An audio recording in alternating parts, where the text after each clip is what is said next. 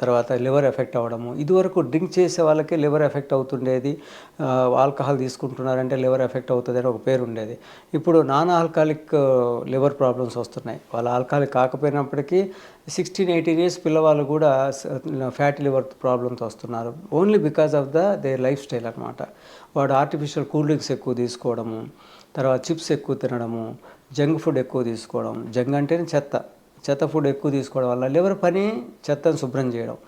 చెత్తను శుభ్రం చేసి అవయవానికి చెత్తే ఇస్తుంటే స్ట్రెంత్ కోసం మనం తీసుకునే ఆహారంలో ఒక 100% మనం ఆహారం తీసుకుంటే అందులో 90% శరీరానికి ఉపయోగించుకొని ఒక 10% చెడు ఉంటే లివర్ తీయగలుగుతుంది.